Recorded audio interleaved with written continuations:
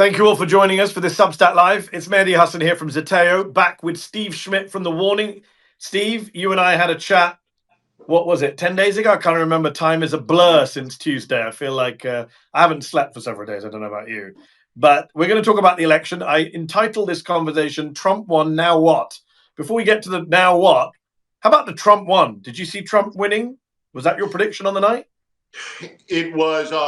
I had, what I said when I answered this question publicly. What I said is that I have a deep foreboding about this election, and I know exactly why, if she loses, why she lost. I will be able to diagnose it, but that I have a faith in my country, in the American people, and that has been shaken. A clear majority voted for Donald Trump. And more than that, it's a rainbow coalition. Yes. He did what Jesse Jackson talked about. He did what George W. Bush and my era of Republicans did, talking about trying to reach 40% with Hispanic voters. Trump did it. I mean, he built a multiracial, multi-ethnic coalition, and a lot of it is a coalition of malice. So, at some point, you have to look and say, Dr. King talks about he wants to live in a society where people are judged on the content of their character. This was the coalition, that took a look at two candidates with as clearly distinct characters as possible and chose the most abhorrent public character of any elected public official into an executive capacity in the English-speaking world ever. So we'll get into the reasons. Trump is a lot of things, and I've called him all of them, as have you. Yes. A hypocrite is not one of them. And so he is, and I think there is this reality, and we'll talk about this. Trump exists in a space, and I think adult life requires you to hold complex, contradictory thoughts in your head to survive it. He is singularly the most prolific liar ever elected to any office. Not just in America, but in all of the English-speaking countries. He's also viewed as the most honest president we've ever had because his rawness, his authenticity, his lack of filters. And so you look at two questions in this election. You look at the border and you look at Biden's capacities. Who is telling the truth about those things? Was it Trump or was it Biden? So as a political matter, as a strategic matter, Biden's team was like George Custer's team. They got surrounded, and incredibly, the issue that they were surrounded on is the issue that they lost on, which was character, right? And so they ceded honesty to Donald Trump as an issue with this. And then they assumed a bad economy, branded it Bidenomics. And by bad economy, I'm talking about really a lot of political scientists will say the only economic issue that matters is the correlation between prices and wages and how people feel about that. And so Harris, of course, comes into the race. If you and I were sitting around the table, right, the first thing we would have said to her is, you're going to get a question about what's going to be different. And so in recent elections, you had Mitt Romney talking about half the country is deadbeats. You had John Kerry talking about voting for it before he voted against it. John McCain comes out on the edge of an economic crisis. He says the fundamentals of the economy are strong. Vice President goes on The View, gets the question, and her answer is, hey, not a thing. Yeah, I think wrong for answer. Me, and I wrote a piece in the early hours of Wednesday morning, way too early. I mean, all of our takes are early, let's be honest about that. Yeah. But one thing I said was, if there is a moment on television where she lost a lot of votes, where became an ad, was, when she was asked on The View, is there any differences, anything you would have done differently? And she wasn't prepared for the question, clearly. And then her answer was atrocious, that she wouldn't have done anything differently. And she tried to make up for it later, but it was too late. And I think that people wanted a change candidate for sure. I think we've got to talk about a lot of issues right now. And just hello to everyone watching. We have about 1,200 people already joined the call. Thank you for joining. Zach says this is better than cable news. I agree with you, Zach. Of course I do. Kamal, Salim, a lot of good comments in here. Salim says Democrats did it to themselves. A lot of people saying they're crying today. They're devastated. They're feeling sad. We get it. I think Steve and I are feeling some of those emotions as well. Susan McGinnis says hello from the blue dot in Florida. Hello, Susan. Look, I do think we have to talk about a lot of issues. But I was surprised he won this big. Anyone who says they weren't surprised is just lying. I'm sorry. It was a huge win across the board, as you say, across demographics, across geography, counties. I think we got to put it in the context of incumbency too, right? There's a limit. We can talk, and I do want to talk to you about Republicans, Democrats, and what we do next and where they went wrong and the Harris campaign. But ultimately, this year, according to the Financial Times today, a brilliant piece that I urge everyone to read, their data scientists at the Financial Times looked at every election going back to 1905, 120 years ago. And they found that this is the first year in 120 years in which every incumbent party in the developed democratic world lost votes this year, either lost the election or lost their majority. Modi in India, Rishi Sunak in the UK, Macron in France's parliament, the South Koreans, the Japanese, and the US was not immune from that global trend of people pissed at incumbent governments in the wake of a pandemic with record high inflation, which there was in 2022, though there's not today, and people don't quite realize that. So I think that is a fundamental problem that the Democrats never really gamed out. How do we go against that tide? Personally, as a leftist, I would have liked to see a more ambitious, economically populist agenda to try and counter how people were feeling about the economy. And by the way, let's just be clear. A lot of what people were feeling about the economy was wrong. I know we're not supposed to say that. People think you're patronizing voters. I'm not a politician. I don't have to coddle anyone. I'm going to be very blunt about it.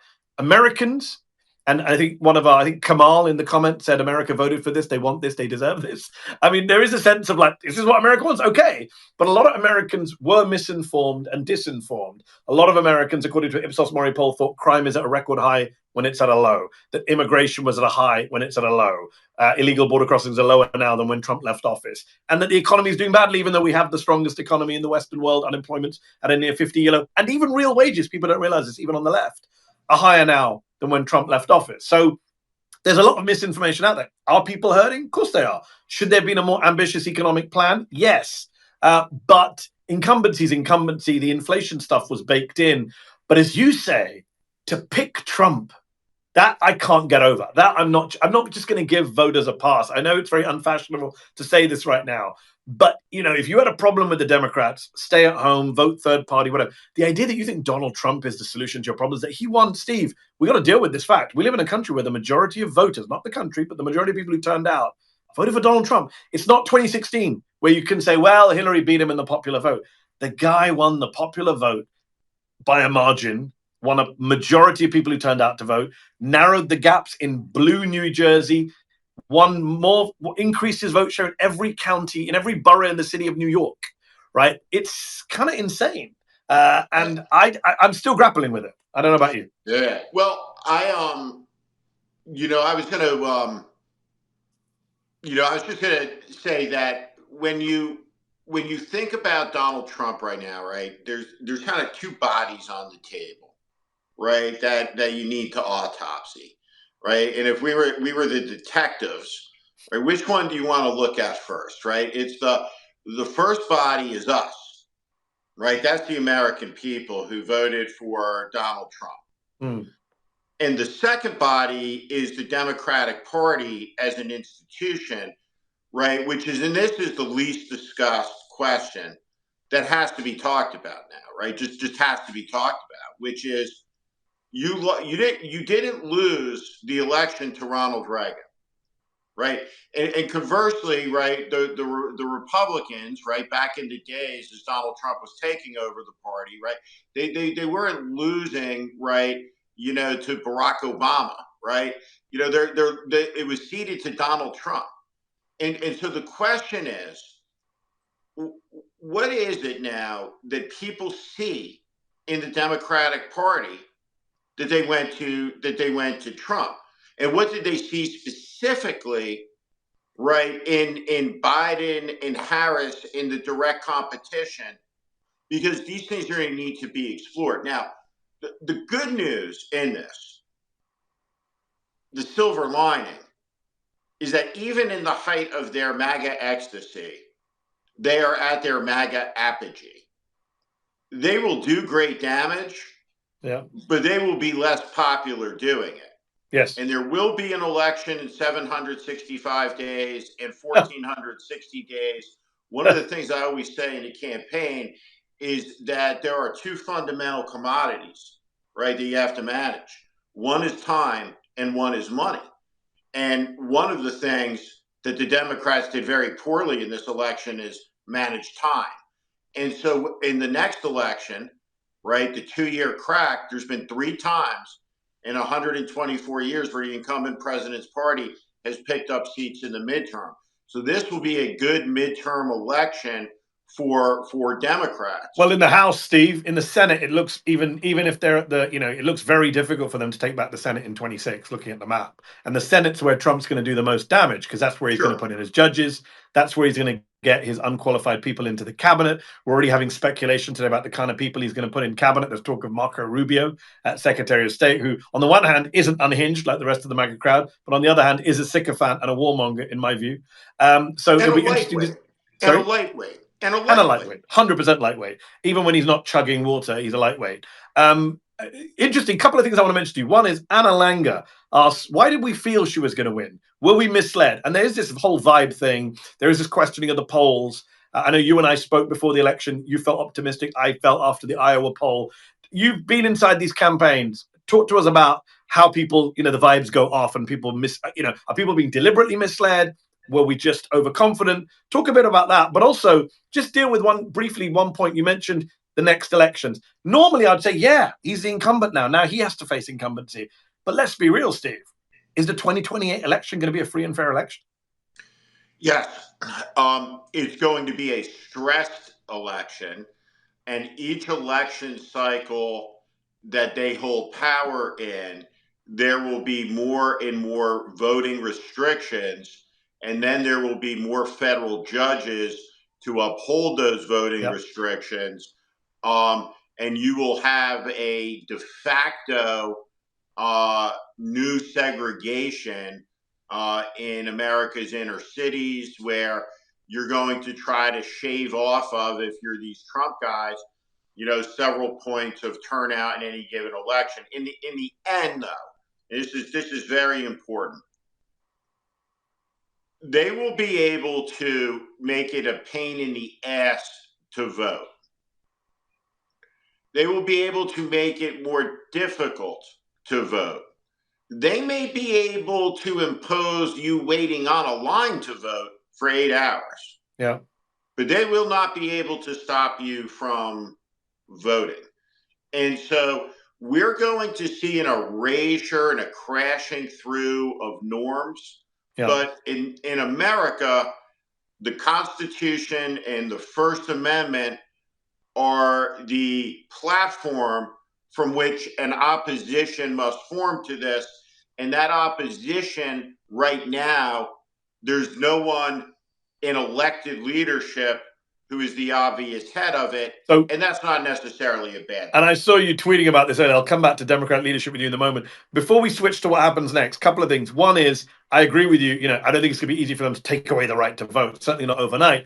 But, you know, things like gerrymandering mean that your vote becomes irrelevant if you're in a seat where you simply can't change the sitting representative. And just a statistic for people watching at home, and there's about 91%, right?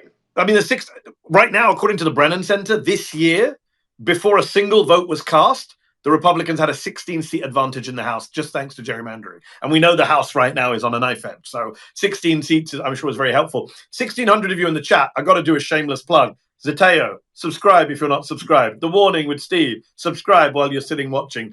Give us some support to independent journalism, because the mainstream media played a big role in fucking this all up, in my view, as Steve and I discussed last time.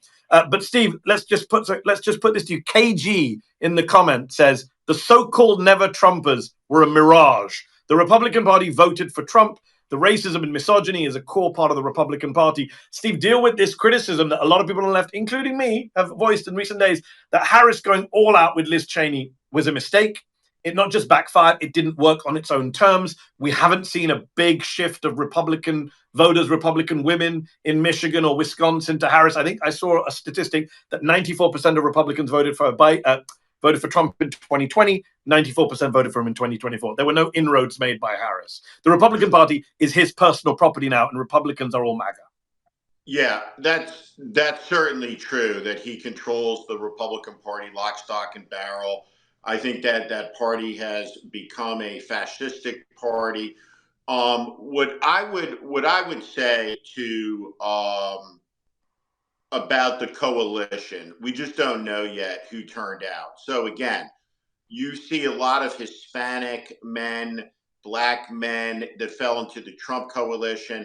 You're going to see a fair number, I suspect, of Republican women who fell into the Democratic coalition.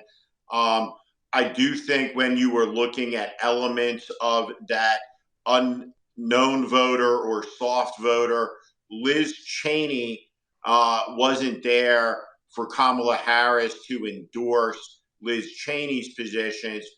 And even for people who disagree with Liz Cheney in the Republican firmament, it was a signal that Kamala Harris means what she says when she talks about unifying the country, that she is tolerant of dissent. She could be with somebody that she disagrees with. But was this the image, right, coming down the stretch, the seated warning about the danger of democracy seminars? No. Right, like, but here's the thing, man. Not just that, Steve. Let's be honest, Steve. In a place like Michigan, where a lot of people are pissed off about Gaza and war, you saw Donald Trump very cynically pretend to be the anti-war peace guy, and you saw him posting about Liz Cheney being a warmonger and a killer, and he talked about putting her in front of barrels and all sorts of odious lines. But for a lot of people, that cut through. A lot of people in Michigan don't like the Cheneys. Let me just put a stamp on something, that because we could go down a road on this. Most of the things that have happened in the 21st century that have led to the moment where we are in this phone in coalition of opposition against a fascistic movement are rooted in the Bush presidency. What happened is in the administration that I worked, is that $4 trillion were spent, 1 million Muslims were killed, Iran became a regional power beyond anybody's imagination, thousands of Americans maimed, the entire broader Middle East destabilized, a right-wing Israeli politics empowered, and the catastrophe has reawakened what was the default setting in the Republican Party, which was isolationism. And that sentiment, the America First sentiment, has reawakened. I mean, Donald Trump is running on the 1930s Republican Party's foreign policy. And 85 years, right, after it was discredited, you have someone re-embraced it, because that's how big a disaster it was. And so Donald Trump has always been a symptom, right? Not the cause of all of this. But I will say this. What great cause did Kamala Harris embrace? What great speech did she give pointing to the city on the hill that we were trying to reach? What policies did she articulate? And so, for example, when you look at the power of companies, corporations, the inequality of wealth, 40%, the model speech to give is the one that FDR gave at his convention in 1940, right? Where he talks about the new kings, the new monarchs, right? And what he's talking about is Elon Musk. And so a language that can speak in plain English to people about their interests doesn't exist inside the Democratic Party right now. Why? So it's about, so more than anything else, if we were to go to a meeting and take over, right? You might go in and say, we got to talk about policy. And I would say, we got to teach them to speak English. I agree, 100%. And also, it's amazing that I'm sitting here with a former George Bush strategist, former Republican Party operative, who is saying that the Democrats should have had a more ambitious agenda on the economy, should have talked more boldly about their opponents being the 0.1%, the Musks, the oligarchs. You got a picture of FDR over your left shoulder. He put out the Economic and Social Bill of Rights in the 1930s. He talked about fighting fascism by filling people's stomachs, right? He talked about this language. He spoke in a very plain language in his fireside chats. 100% we need that. By the way, I don't know if you saw the Atlantic reporting today that Harris and Waltz started strong by slamming the billionaires, and Tony West, her brother-in-law, the chief legal officer of Uber, told her to shut the hell up on this subject, and she listened. That's the reporting in the Atlantic. Mad, crazy, insane that Trump and Musk can cosplay as the Workers' Party. Meanwhile, the Democrats are getting screwed. And looking at the exit poll, Trump got a majority of people earning under 100 grand, whereas in 2020, Joe Biden, running on a much more populist platform, influenced by Bernie, got a majority of people earning under 100 grand. I do want to pivot a bit, Steve, and ask you about what comes next. Before I do that, Julia in the comments says, is this legitimate? How can 5 swing states have a split ticket? They can, because anti-incumbency. People are unhappy with the top of the ticket, but they're fine with their local senator. Let me ask you about what happens next. Susan Wiles, the campaign manager, is now being we're told she's going to be the White House chief of staff, the first woman chief of staff. She's the one who ran the campaign, apparently keeps Trump in check, as if anyone can keep Trump in check. Rubio is being touted as Secretary of State, but RFK Jr. is saying no, he's a neocon. I love this idea that RFK Jr. is deciding the Republican Party's cabinet. What a bizarre world we live in. There's talk of Stephen Miller coming out today saying we're going to have a denaturalization commission, which I think will come as a shock to a lot of Latinos who voted for Trump, thinking, well, he's only against the illegals, not us citizens. Well, apparently they can find a way to make you uncitizens. Steve Bannon is talking about revenge and sending people to prison. What does January 20th and January 21st, 2025 look like to you? It's going to be shocking, and it's really the equivalent of sometimes when you see industrial fishing, they will electrify the fish, electrocute them, stun them, right? And as they're stunned, right, they're easy to catch. And so he will move quickly. He has a plan, and there is no plan in the opposition. So let's just look at what's going to happen very, very fast. He's going to pardon everybody who was involved in January 6th. He will immediately empower people to take vengeance and retribution and revenge. And part of that will manifest itself in the deconstruction of agencies and guardrails, as the FBI is personalized as if it was a human being. And so he will fill these institutions with zealots.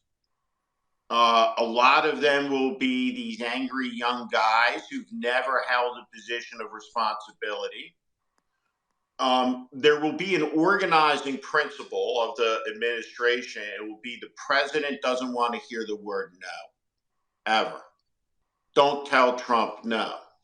Each idea, if you understand the math of compound interest, right, is going to be compoundingly stupid. Yes. and thus dangerous. I think one of the things we talked about election, and I know we're going to have a lot of members of the Muslim American community on the program tonight, proving, right, that human beings are complicated in psychology, right? You talk about that white guy, right, under $100,000, voting for Trump. You look at the Muslim American vote for Trump, right, the punishment vote in Michigan, right? And so I get this, right? Like not as a political strategy, right, but as human emotion, right? Yes. Which is, I don't care what he's going to do or next. I'm just going to punish him. Now, Bibi Netanyahu and his right wing government have never now had an administration that is more supportive of the most extreme Israeli positions, and truly, and you and I, have disagreements, rooted in legal and semantics on this that we should talk about, at length somewhere else. But on the question of genocide, right? Donald Trump wouldn't blink an eye and lose 30 seconds of sleep if a mushroom cloud went up over Gaza. Yeah. Right. And so whatever, right, Netanyahu wishes to do, he has a carte blanche with Donald Trump, and the Iranian government is going to face a very, very, very, very aggressive Trump, who will be manipulated and played by Netanyahu. And right, Donald Trump ran on an anti-war platform and promised me this. I promise you this: we're going to be 10 miles down the road on the belligerence highway, closer to conflict with Iran, because everything that Donald Trump said has an inverse proposition from what he actually believes. Well, you've reminded me. I was going to jump in earlier when you were talking about the 1930s and kind of America First isolation. And I was going to say you're being very generous to him. I don't think he has a foreign policy vision. He will basically be buffeted by people around him, events around him. The same guy who says he's anti-war and we should stay out of the Middle East and mind our own business and spend money at home, he will happily go along with Netanyahu if Netanyahu bombs Iran and wants American jets involved. He said on the campaign trail, like, he should be allowed to bomb the nuclear facilities. We know that he told his team in term one, why can't we nuke North Korea and blame someone else? If you remember some of the crazy shit he threw out there, why can't we attack Mexico and blame someone else? Like, this is who Trump is. He pardoned war criminals from Iraq. He is not anti-war. He is not a dove. He is a crude man who will do whatever he thinks is in his interest on whatever day of the week it is. And yeah, I can see him backing Netanyahu do whatever he wants in the West. Actually, Steve, let me run this past you. I actually think Trump is so cynical and so self-serving that he says to Netanyahu, go on whatever killing spree you want between now and January the 20th. But on the 20th of Jan, you do a hostage deal and I get credit for it. I wouldn't be surprised. Republican presidents have done it before. Nixon and Kissinger in Vietnam, if we remember. There was an argument that Ronald Reagan did it with the Iranian hostages. I wouldn't be surprised if he's that cynical that he says, I ended the war. See Muslims in Dearborn, I ended the war in Gaza. Even though he will allow Netanyahu to do as much killing prior to that day as he wants. It's likely, right? And right, there's a deeper part of this issue. I have a collection. I was going to send you one, which is a 1946 edition. It just has a Palestinian on the cover, and it says the Palestinians.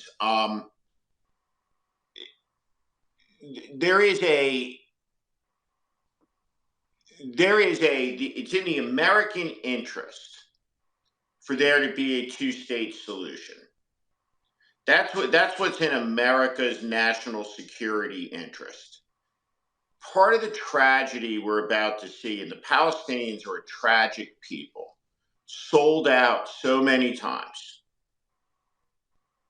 The indifference that they're about to face by so many Arab governments who will be joined in a bond of corruption with this administration, yes, that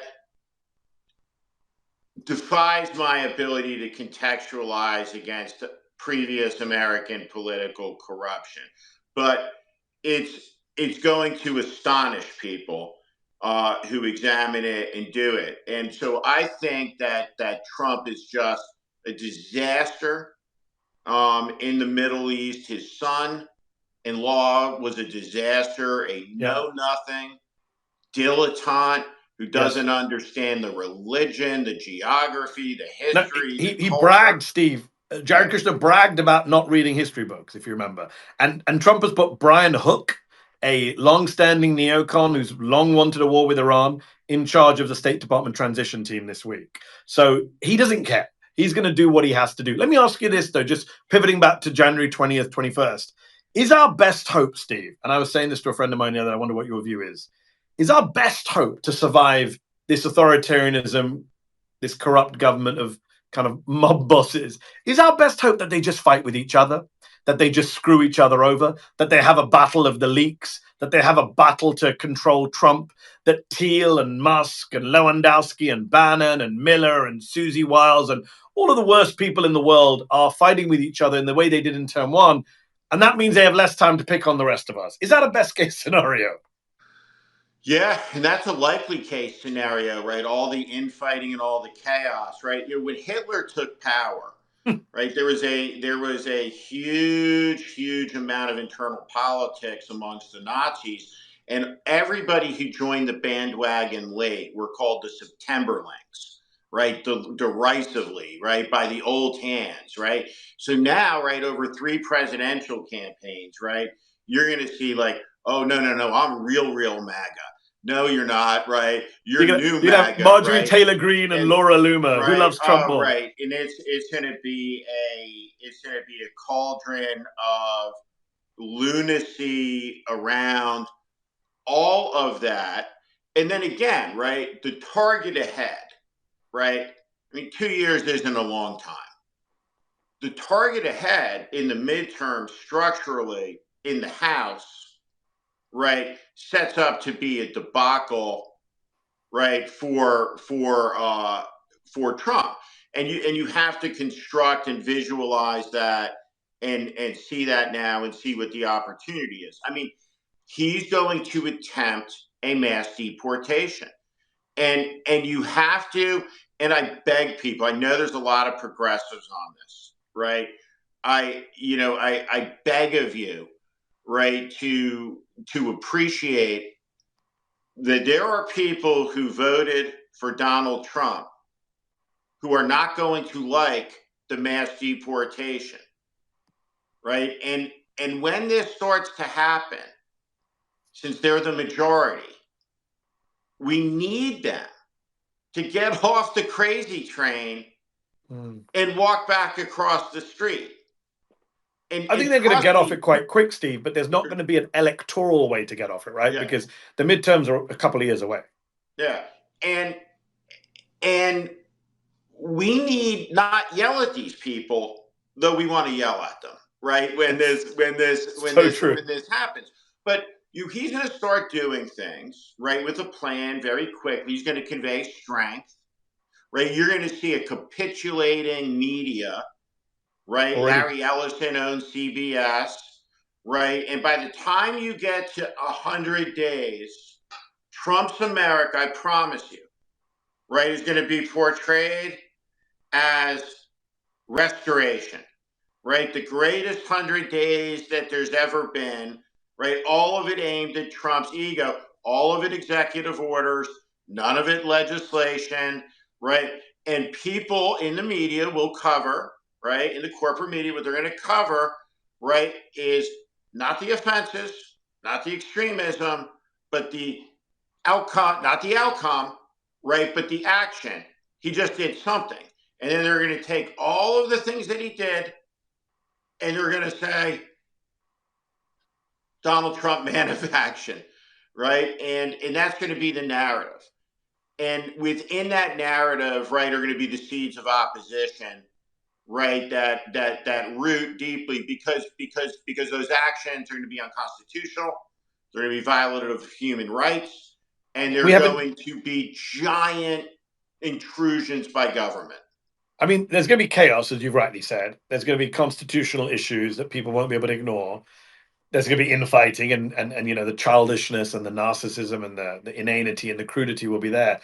But I also think we haven't talked about the economy, right? This guy inherited the Obama economy, kept it running for a while. The pandemic obviously left it in the ditch. Now he's inheriting the Biden economy. I was joking on Twitter yesterday. How long do we give it till he suddenly starts praising the Biden economy as his economy? Saying, look at the growth. Look how wonderful the wages and prices are. But he's going to 27th. Yeah, exactly. And he's going to put we know the tariff plan is a crazy plan. Economists universally agree it's going to jack up prices. People aren't going to be happy when they realize, hold on, we have to pay for the tariffs. Foreign governments aren't paying for it, as Trump told us they would. I think there's going to be a very quick buyer's remorse from a lot of his supporters. I think he's going to, you know, we live in a very fickle political climate. All the people who voted for him this week will happily ditch him at a moment's notice. In the polling, of course, can they ditch him electorally? Not for 4 years, obviously. And you mentioned the midterms. There will be a rebound, hopefully, but probably only in the House, not the Senate. So it's and you're right. When these people ditch him, they should be embraced, although a lot of us will not want to embrace him. We will say, what the fuck? This is the third time you guys screwed us. But they will ditch him. No doubt in my mind. And I keep reminding people, when was Donald Trump most unpopular?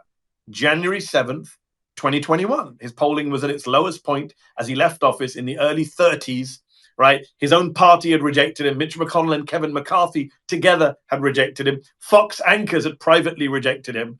He was seen as finished. Ron DeSantis was going to be the white knight for the GOP. He endured, sadly. But the idea that, you know, it's, yes, the 52% is stunning and shocking, and we'll have to spend a lot of time digging into how he pulled that together, a rainbow coalition, as you put it. But it'll drop quick. Americans are some of the most fickle people I've ever met in my time on this planet. Very short memories, which is why we got Trump in the first place, because everyone forgot the first term. And I think, yeah, 100 days, even before the 100 days out, no matter what media, lipstick on a pig they put on this stuff, I think people are going to reject him. And it's interesting you mentioned the media. Like, we should point out, the Washington Post didn't do an endorsement, right? Until they did, when Jeff Bezos put out the most sycophantic post praising Donald Trump's comeback that I've seen. That was the post endorsement, I guess, from Bezos. And I think it is worrying, and we talked about this last time, if the richest men in the world with their own communications platforms, Bezos, Zuckerberg, and others, are obeying in advance, are rolling over for this guy, what hope is there for the rest of us? I saw MZF in the comments say, do you and me feel that we're going to be targeted by Trump? I mean, Trump people have publicly threatened and attacked me in recent months. So yes, is the answer. What about you, Steve? I have been targeted by Trump. I had to move after the last election because Fox News put my house on television. There were millions of dollars of flyers calling me a pedophile, wanted posters that cost a lot of money to make. And that's assassination bait if you live in a Western state where there's guns everywhere. And so, yeah, people are going to be targeted for harassment and bullying.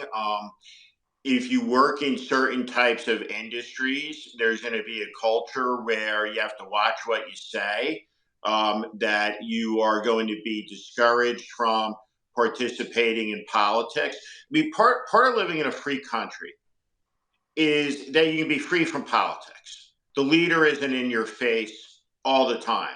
Like, I just don't want to, if I wanted to be involved in tax policy minute to minute, right? Obviously I would have done something else for a living, right? That politics, right, in a democracy, right, is something that is not ubiquitous and suffocating. Yeah. And politics is going to be ubiquitous and suffocating. Everything is politicized, right? And all of it is politicized around the leader. And you have a majority of the country, right, has really given itself over to the concept of what's real and what's true is what the leader says. And so his abuse of that and his overreach, that is where they will go off the rails, right, is in the overreach, right? It's beyond the initial plan.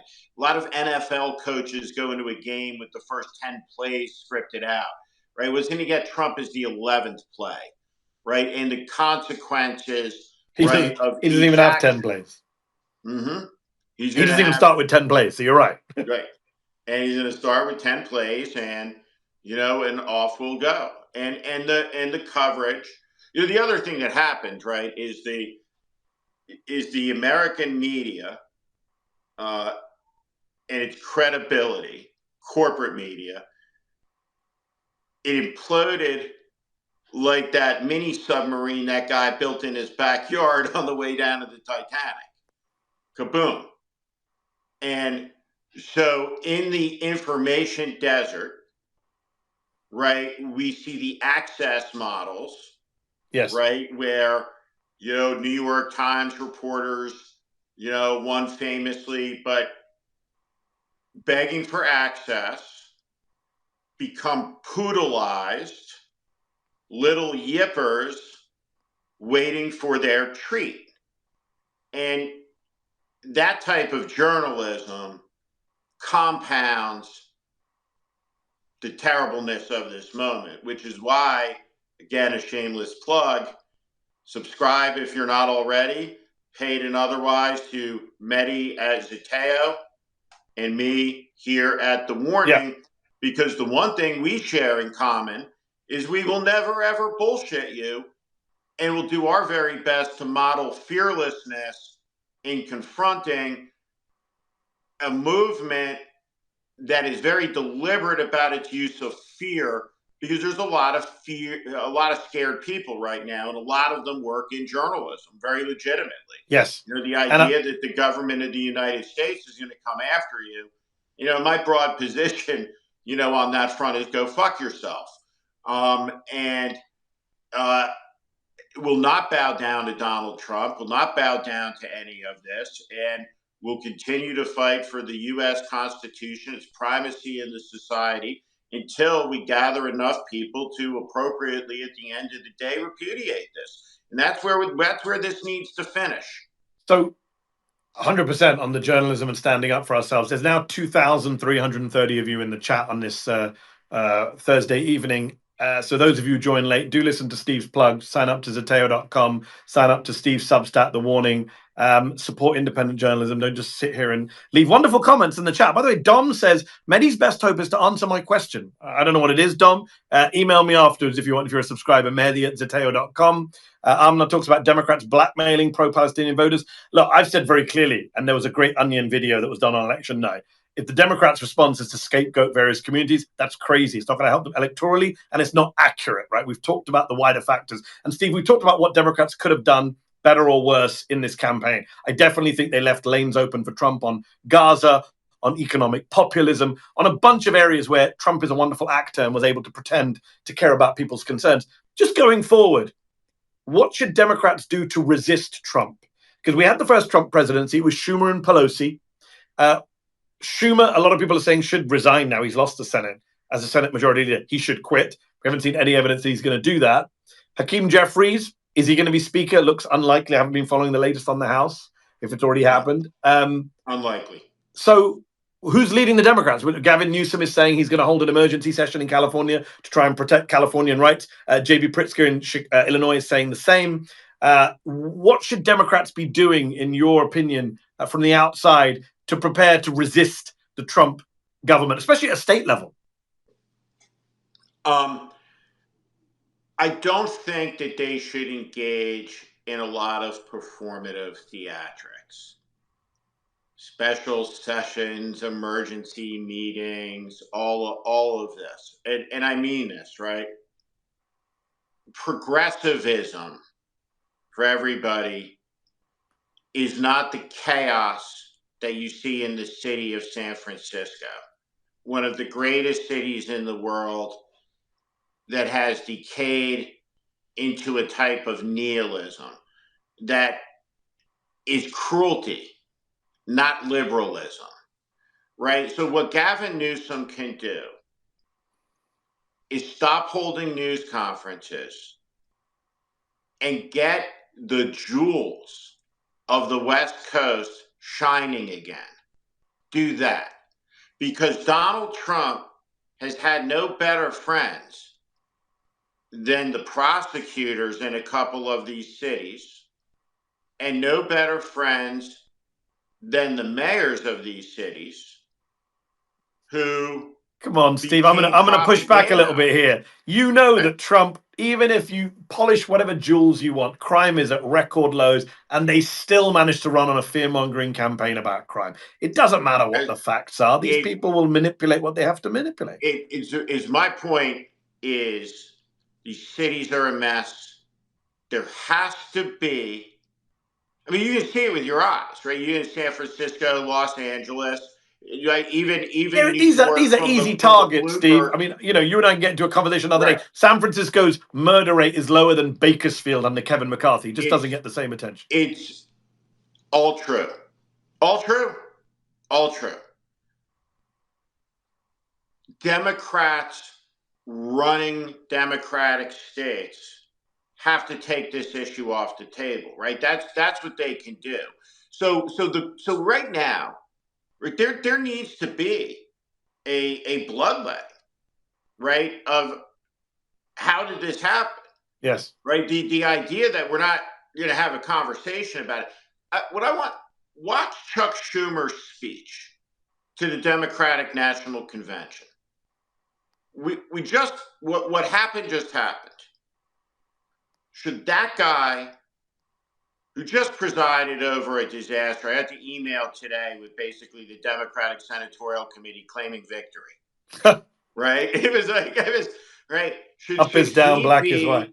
Right? Is it in the interest, right, of doing the things, right, that need to be done to defeat J.D. Vance 4 years from now, to take back a House of Congress 2 years from now with Chuck Schumer in there?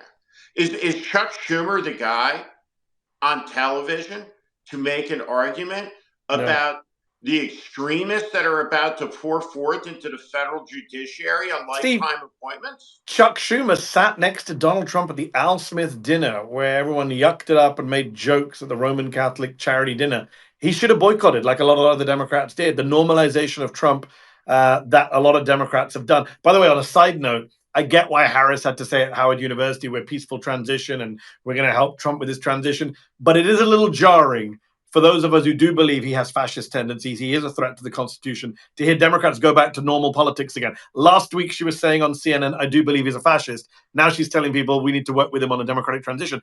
That's jarring for a lot of people. I get why she has to do that, but it's still jarring. I do think we need some Democratic Party leaders. They don't have to be national leaders. They can be local leaders who, as you say, can talk like a human being, can evoke FDR over your left shoulder, can speak in a populist way. People have been talking about, you know, Bernie Sanders' approach to this. You don't have to agree with everything Bernie does or says, but clearly a lot of people liked him, independents, because he didn't talk like an ordinary politician, because he just didn't follow a party line and give us canned talking points. We do need Democrats like, and I'm partial to AOC, who know how to speak like real people. You don't have to agree with their policy platform. You don't have to agree with everything they say and do. But it's the style and tone of politics that needs to change on the Democratic side. I would point out one thing. So I know we'd move past the what do they do wrong, but I got to say this.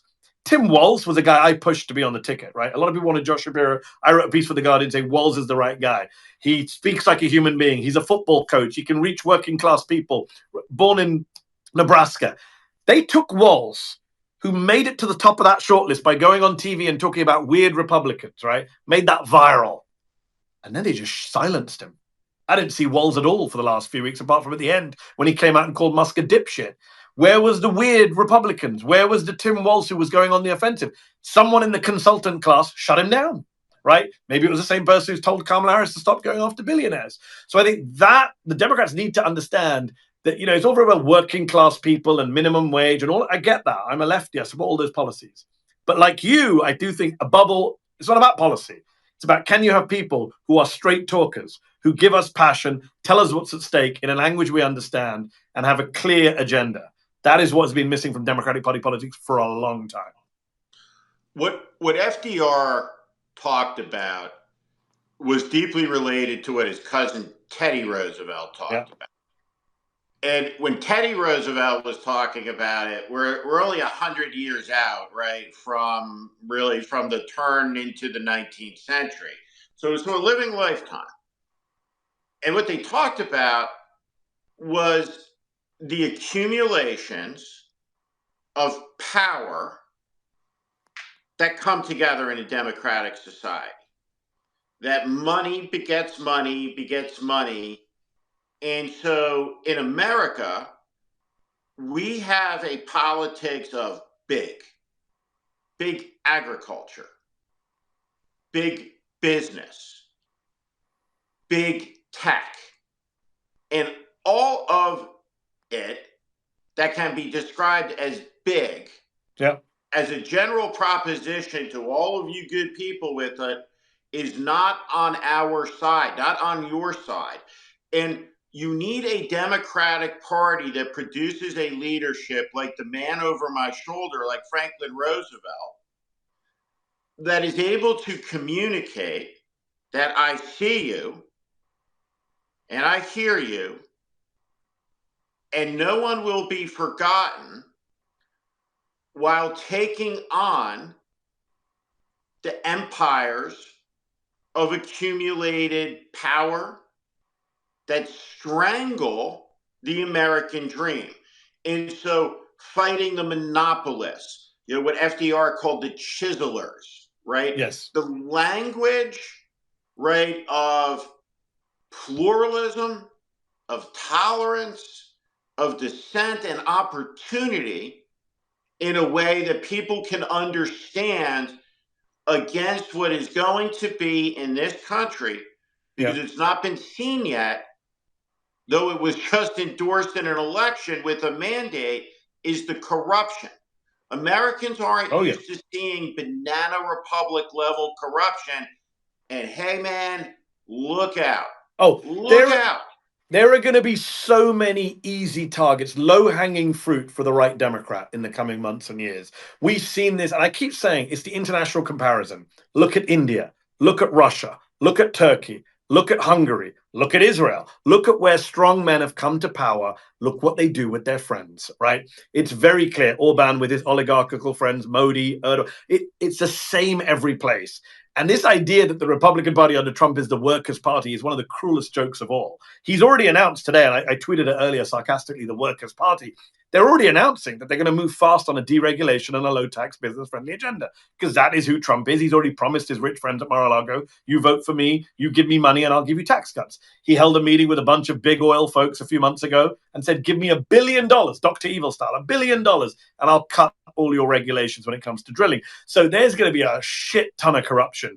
If the Democrats do win back either house, they should be investigating like crazy. One thing I would say about the Republicans, look at how they use the House Oversight Committee to just create controversies around Hunter Biden and big tech and interference in the election and woke agendas, right? The Republicans, one thing they do smartly is even when they don't have power, they're able to push their issues to the top of the political agenda, get people talking about it. I was with a guy today at an event, and he said, I think inflation's what costs the Democrats, but also the woke agenda. And I didn't have time to ask him, what do you mean by the woke agenda? Like people have imbibed this language, right? To go back to what we were talking for an hour, the Republicans have been very clear-cut, message discipline, dominate the airwaves, win the social media battles.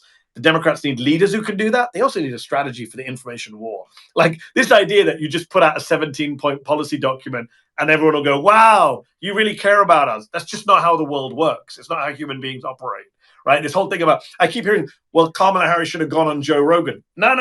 It's the other way around. How come the Democrats don't have a Joe Rogan, right? So I think that we need to see, we need to think much more strategically about the information war, the messaging war, the communications war. A lot of people in the comments are saying they're big fans of Pete Buttigieg, I see. A lot of people think of him as a great communicator, man who's not, I don't share all of his politics, but I do admire him when he goes on Fox and gives the Fox host a kicking. Maybe they need to do more of that. I've always been against Democrats going on Fox because I don't want to legitimize a fake news channel. But I get it, right? That people want people who can go out, as you and I have said, make the message clearly, cleanly, powerfully. And I think that's going to be a big issue. I know it's a bit cliche to start talking about who are the Democratic runners and riders for 2028. I'm not even talking about 2028. I'm talking about resisting in 2025. Right now.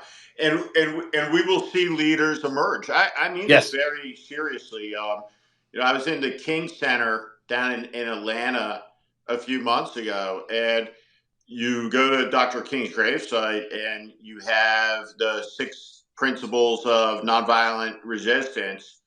You teach at the King Center, and I just remember thinking, Trump wins, time to dust these off, right? There's going to need to be a very serious level of resistance, and I don't mean it in the cliched manner of recent years. I mean real opposition to the moment the U.S. military rolls out of its bases into a domestic law enforcement capacity. Yeah. Right. And there are things that will need to be opposed. And one of the things before October 7th, and I could see this happening here, Israeli society was paralyzed for about 2 years because of the size and scale of the protests, as Netanyahu attempted to do what Trump has substantially succeeded at doing, right, through this election win. And the country rebelled against it, right? And so we're going to see that. And you have to appreciate that when we talk about Joe Biden and his condition going into this, right? And this has to be talked about, right? To be able to move forward cleanly. It was a really small number of people who did that, right? Really small number. And so it's a small number of people who have the destinies of a great many people within their hands. And so the Schumers, the Jim Clyburns, right? The octogenarians, right? Pelosi. Thank you for your service, right? Thank you. I'm happy, there's always that exception. I'm happy Nancy Pelosi is there because Hakeem Jeffries has a tough job, to say the least, and it's great to have someone who is really good at acting as his consigliere. Well, she won't be happy with your description of her city, I'll tell you that. My position on the future leadership of the Democrats is, fundamentally I'm a leftist, but for me, I've said this time and time again, I'll say it now. It's not about whether you're left or right or what your policy platform is. I just want a fighter. I just want someone who's up for the fight. I don't care how smart you are, what your policies are. I care whether you're up for the fight. That's what's important to me. There is 2,500 people on this chat. We're wrapping up now. This chat began with a lot of people in the comments saying they were crying, they were devastated, they were feeling down. We've all had a very demoralizing week. Let's not bullshit about that. It's very clear. None of us wanted this result, I assume, unless some of you 2,500 people are Trumpers, in which case, hello. But for those of you who are upset and disillusioned, let me just say 3 things to you. Number 1, give your friends and family a phone call, give them a hug, reach out to each other. For my, in my humble opinion, solidarity is the name of the game in the coming months and weeks. We all need to stick together, not, divide and rule is what the other side want to do. We need to stick together for solidarity purposes. Number 2, donate to a civil rights group, to a human rights group, to a migrant rights charity. These are the groups who are going to be fighting the good fight, especially in court in the coming weeks and months. And number 3, support independent media. Support Steve at The Warning. Support us at Zeteo. Put your money where your mouth is, because you know what we're going to need over the next few years? Actions, not just words. So with that, I'm going to wrap up. Steve, thanks so much. Let's do this again. I fear there's going to be a lot to talk about in the coming weeks. But for everyone else, try and get a break this weekend. Try and not think about politics, he says hypocritically, because I can never stop thinking about politics. Good night, everyone. Good night, everybody. Did you like this video? Don't forget to subscribe to this YouTube channel and turn on notifications. For exclusive content and to support our independent, unfiltered journalism, head over to Zeteo.com. Your support matters.